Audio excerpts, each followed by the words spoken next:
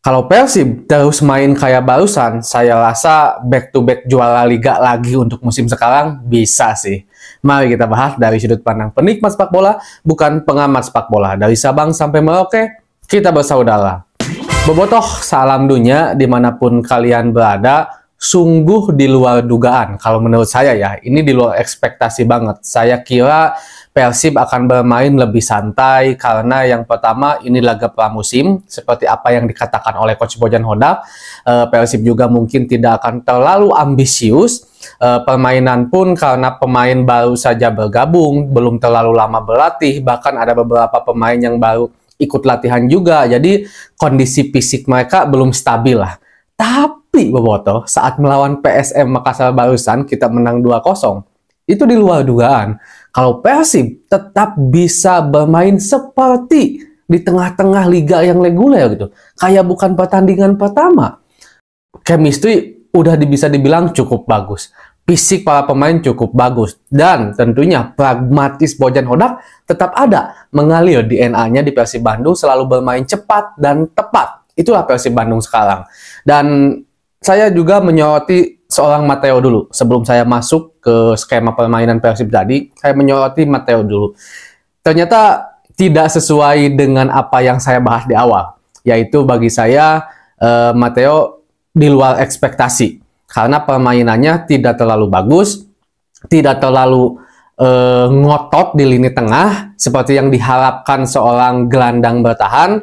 Dan itu juga kan distatementkan oleh Coach Bojan Hodak, walaupun saya juga akhiri waktu itu kontennya, kalau ini ya baru pemanasan. Yang pertama karena Matteo sebelumnya nganggur, mungkin belum terbiasa lagi otot-ototnya bermain, dan juga ritme permainannya belum biasa bermain lagi di tengah lapangan dengan intensitas yang tinggi. Tapi barusan, saya harus gini lah, untuk seorang pemain debutan yang udah lama nganggur, saya harus kasih dua jempol lah untuk Matteo. Saya rasa setuju. Memang ada beberapa passing, terutama long ball yang nggak nyampe dari Matteo. Tapi itu hal yang wajar untuk pemain yang baru mulai beradaptasi bermain lagi. Tapi dari sisi fisik bermain udah kelihatan. Ini pemain cerdik.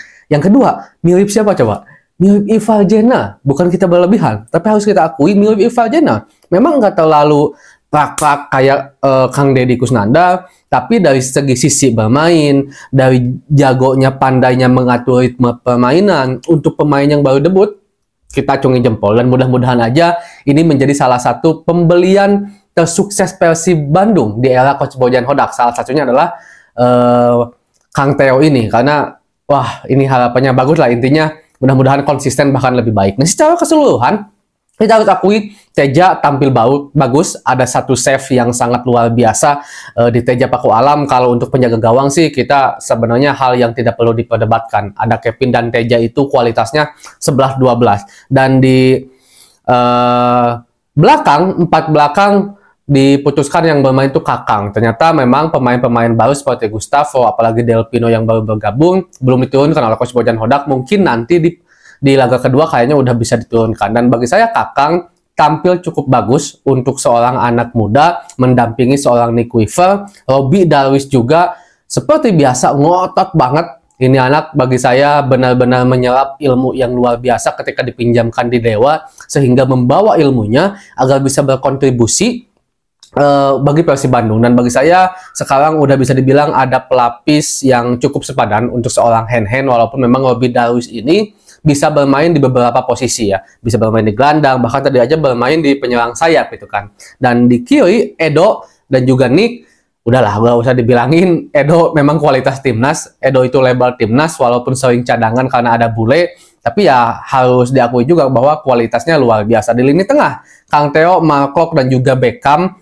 bisa dibilang cukup klop ya, walaupun memang ada beberapa hal yang seperti ada jarak antara Klok dan Theo ini. Berbeda ketika Klok dan Dede itu benar-benar bobogohan pisan, nyatu banget gitu kan, karena mungkin udah chemistry-nya udah tahu juga. Sementara Theo kan baru lah bermain dengan intensitas sekelas turnamen dengan Mark gitu. Dan Beckham Putra, saya itu dari dulu selalu merindukan Beckham bermain sebagai seorang playmaker, attacking midfielder, atau juga seorang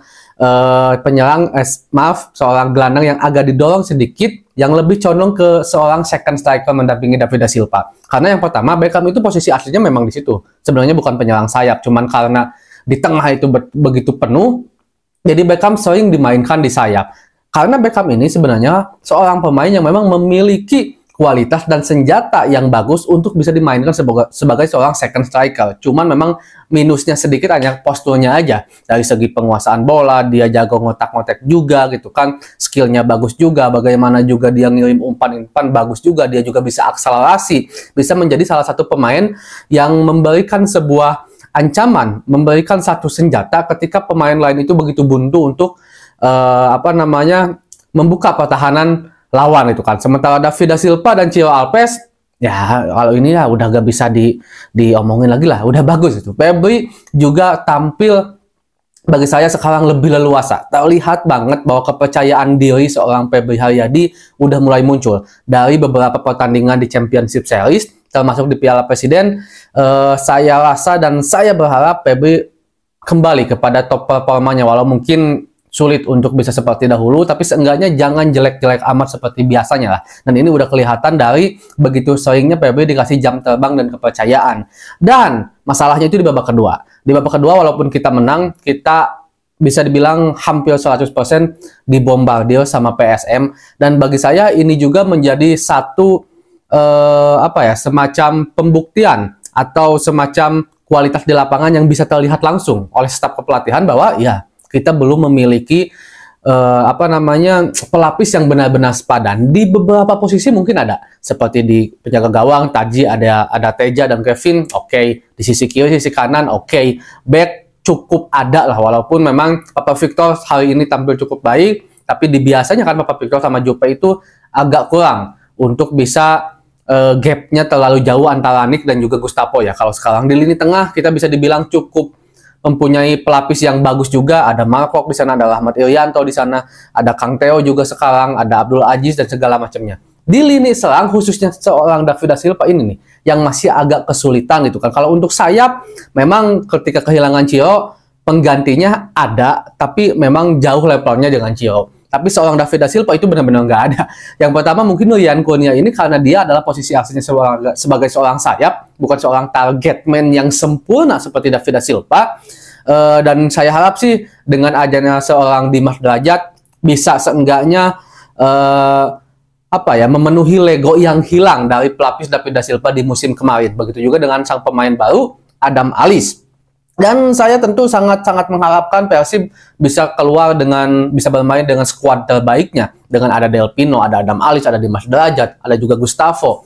Di situ ya, biar kita tahu seberapa jauh Persib berkembang dengan pemain-pemain barunya. Dan memang kelebihan kita dibandingkan tim-tim lain, kita banyak sekali pemain yang bertahan. Walaupun kita juga tidak bisa menyepelekan tim-tim yang sekarang menjelma menjadi raksasa. Salah satunya PSM, salah satunya Dewa United, dan juga saudara kita Persebaya, itu ngeri-ngeri juga pemain barunya. Tapi intinya, Bobotoh, jika dilihat dari Piala Presiden ini, saya belum mau berbicara banyak tentang permainan Persib, karena ini baru permainan pertama. Sirna di tengah-tengah jadi butut gitu kan. Kita lihat aja ke konsistennya seperti apa. Dan kalau bermain terus seperti itu, bisa sih juara lagi musim depan. Assalamualaikum.